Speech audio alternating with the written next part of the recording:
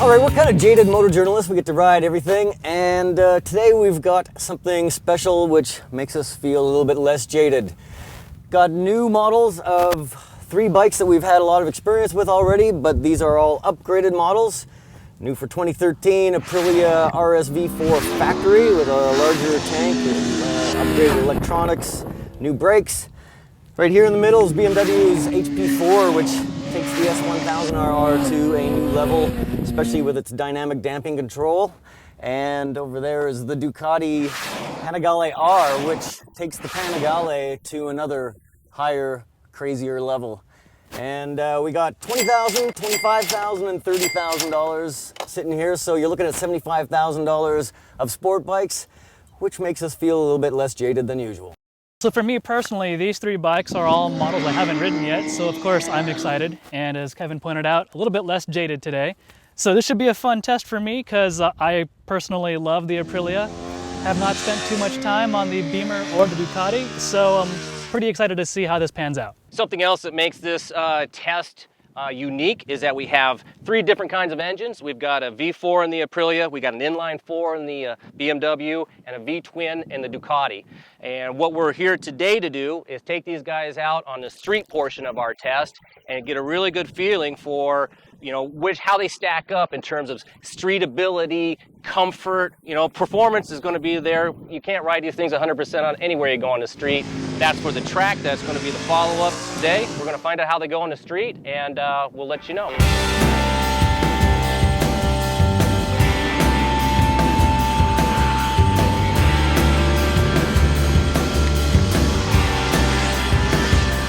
So the Aprilia Rsv factory Ea Prc. Man, I mean, on the street or on the track, this bike is still sticks like glue everywhere. It's such a sweet handling machine. It gives you the confidence to handle a mountain road such as this, or to up the pace at a track. You can't really see through my visor right now, but I got an ear-to-ear grin. This sounds so good. And the suspension, I can't say it enough. It's amazing. It reads the road conditions several times per second and adjusts the damping to suit the road. So 1 minute, like there's a huge bump I just hit, and it absorbed, you know, as best it could. But then right afterwards, there's a small tiny bump, and it absorbed that too. Usually, when you set your suspension for one way or the other, you're compromising with your setup. But here, there's no compromise. It's incredible. That's unreal. I can't wait for the day that every bike has this kind of technology, because the sport will just be that better off for it.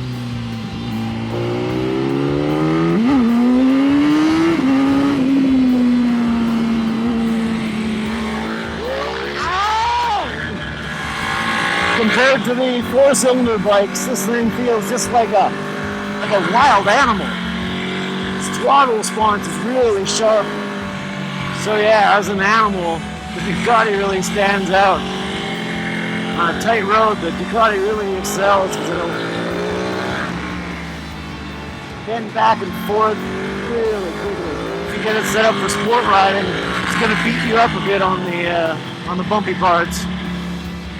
So the Panigale loses some comfort points to the BMW, but in terms of making you feel special, this is the best of the bunch.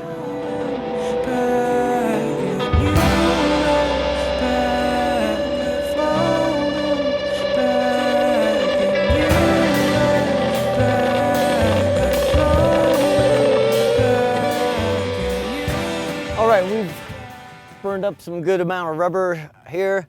And what we can say for sure is that no matter which of these bikes are parked in your garage, you're gonna have smiles on your face riding them, because there's not a dud in this group. These are all amazing bikes. But objectively, for a street rider, I think we've come to the conclusion that the BMW offers the best balance of power, comfort, adaptability. But not everybody feels the same way. Heartstrings get pulled in different directions, and I know Tom's got a bit of an erection for the Aprilia. Well, I like the Aprilia in the sense that, you know, I jump on this bike. We've said this in every shootout since this motorcycle came onto the market. It's just got a chassis package that is phenomenal. You know, I mean, we go on the BMW, go on the Ducati, we're riding the same roads, maybe, you know, going through the same corners, doing photos, and I come back to this thing, and it's just so insanely welcoming and, you know, stable, and you just can push it through a corner where I don't have to worry about it. It inspires confidence, right? We all agree on Absolutely. that one. Absolutely. And then you look at out of the three, you know, objectively, like you said, Kevin, I mean, we've got the price on the BMW right in the center between the two. You know, they did lessen the price of the Aprilia. It comes in under $20,000 now. So for, you know, the frugal buyer looking to purchase an exotic sport bike, this is the way to go. You've got the full electronics package, you've got top of the line Olin suspension, you know, steering damper. I mean, just almost everything these guys has for a lot lesser price.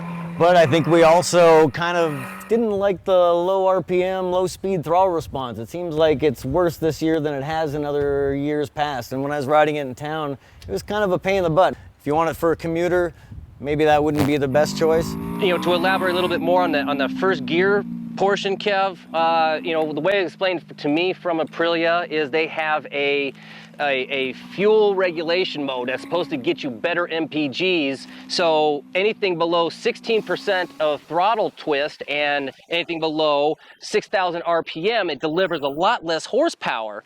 And to my knowledge, there's no way to override this except for putting it into launch control, which you would do at a racetrack, but which seems kind of, you know, silly on the street, or you have to rev it above 6,000 RPM to get a good launch. And again, you're at a stoplight. Who's going to rev this thing that high? And I don't think a lot of guys purchasing these bikes care much about what the fuel economy is. So Aprilia, give us the full power, or at least, you know, in track mode, give us full power, and in street mode, give us the fuel economy mode. That's all I'm saying. Yeah, and they gave it a bigger tank this year, so you can actually go a better distance. They used to suck gas, and they had a small tank. Now at least you got a big tank, and maybe with this fuel saver mode, it's a little bit better. Who knows? What I really like with the Ducati, its seating position, dare I say it, is comfortable. Compared to the Aprilia. Compared to the Aprilia, of course. A lot of leg room. The bars are higher than I'm used to on a Ducati. The seat's low. For a sport bike of this caliber, it feels very comfortable, except for this super hard seat that is not comfortable no matter how you try and slice it.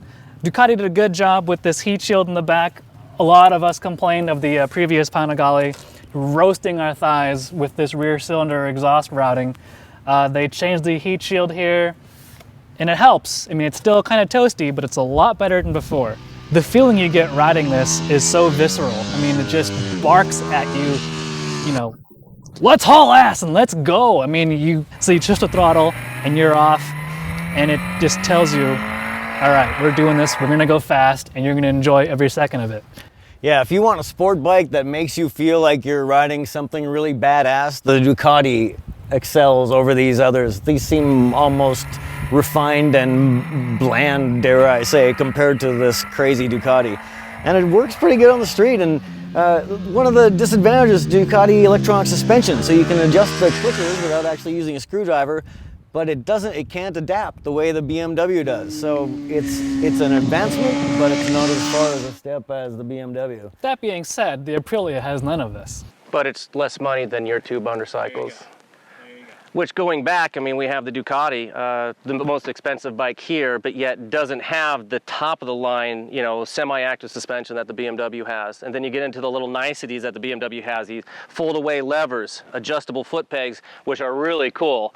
You know, it's just little things like that. And then, you know, this seat that belongs on a Goldwing, it's amazing. And heated grips. Top that. So as far as negatives about the BMW, they're few, but there's a couple.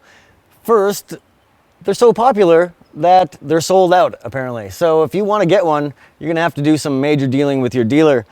And two, its motor, any straightaway, it doesn't feel anything ordinary. But Riding around with these two bikes, the inline 4, it does feel kind of ordinary next to that sweet Aprilia V4 and the Ducati V-twin. The Ducati, Troy, you've got a couple beefs about that too. I mean, it's hard to really complain when you're playing with such exotic toys like these. As gorgeous as this motorcycle is, and it's very, very gorgeous, I've got a few quibbles. Slippery pegs for one, slippery seat for two, buzzy mirrors for three, but at least you can see blurry things at the back of them. But my biggest gripe with this is the quote-unquote chassis. It doesn't really communicate what it's trying to do with me very well, at least it's not as well as the BMW or the Aprilia. So all around, the BMW is the objective favorite here. It's a middle in price, and it performs dynamite. It's got so much power. The Aprilia, you can make a good case for that. $5 cheaper than this. That'll buy you a lot of track days or tires. And the Ducati, if you want to feel like Carlos Checa or somebody else faster than us, that bike sure puts a grin on your face. But if you need the full details, you got to read the pages of Motorcycle.com and be sure to stay tuned for our track test coming up soon.